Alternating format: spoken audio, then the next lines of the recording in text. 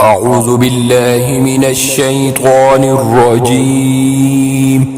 بسم الله الرحمن الرحيم. حميم والكتاب المبين. إنا أنزلناه في ليلة مباركة إنا كنا منذرين فيها يفرق كل أمر حكيم أمرا من عندنا إنا كنا مرسلين رحمة من ربك إنه هو السميع العليم رب السماوات والأرض وما بينهما إن كنتم موقنين لا إله إلا هو يحيي ويميت ربكم ورب آبائكم الأولين بل هم في شك يلعبون فارتقب يوم تأتي السماء بدخان مبين يغشى الناس هذا عذاب أليم ربنا اكشف عنا العذاب إنا مؤمنون أنى لهم الذكرى وقد جاءهم رسول مبين ثم تولوا عنه وقالوا معلم مجنون إنا كاشف العذاب قليلا إنكم عائدون يوم نبطش البطشة الكبرى إنا منتقمون ولقد فتنا قبلهم قوم فرعون وجاءهم رسول كريم أن أدوا إلي عباد الله إني لكم رسول أمين وأن لا تعلوا على الله إني آتيكم بسلطان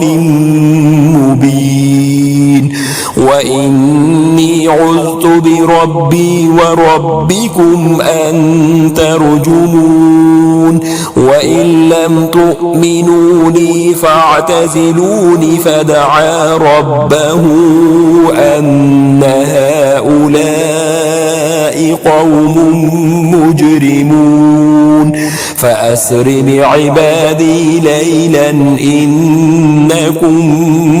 متبعون واترك البحر رهوا إنهم جند مغرقون كم تركوا من جنات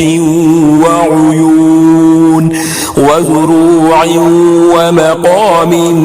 كريم ونعمة كانوا فيها فاكهين كذلك وأورثناها قوما آخرين فما بكت عليهم السماء والأرض وما كانوا منظرين ولقد نجينا بني إسرائيل من العذاب المهين من فرعون إنه كان عاليا من المسرفين ولقد اخترناهم على علم على العالمين وآتيناهم من الآيات ما فيه بلاء مبين إن هؤلاء ليقولون إن هي إلا موتتنا الأولى وما نحن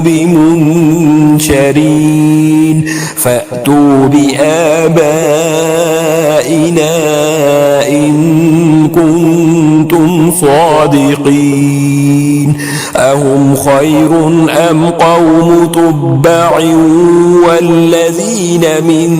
قبلهم أهلكناهم إنهم كانوا مجرمين وما خلقنا السماوات والأرض وما بينهما لاعبين ما خلقناهما إلا بالحق ولكن أكثرهم لا يعلمون إن يوم الفصل ميقاتهم أجمعين يوم لا يغني مولا عن مولا شيئا ولا هم ينصرون إلا من رحم الله إنه هو العزيز الرحيم إن شجرة الزقوم طعام الأثيم كالمهل يغلي في البطون كغلي الحميم خذوه فاعتلوه إلى سواء الجحيم ثم صبوا فوق رأسه من عذاب الحميم ذق إنك أنت العزيز الكريم إن هذا ما كنتم به تمترون إن المتقين في مقام أمين في جنات وعيون يلبسون من سندس واستبرق متقابلين كذلك وزوجناهم بحور عين يدعون فيها بكل فاكهة آمنين لا يذوقون فيها الموت إلا الموتة الأولى ووقاهم عذاب الجحيم فضلا من ربك ذلك هو الفوز العظيم فإنما يسرناه بلسانك لعلهم يتذكرون فارتقب إنهم مرتقبون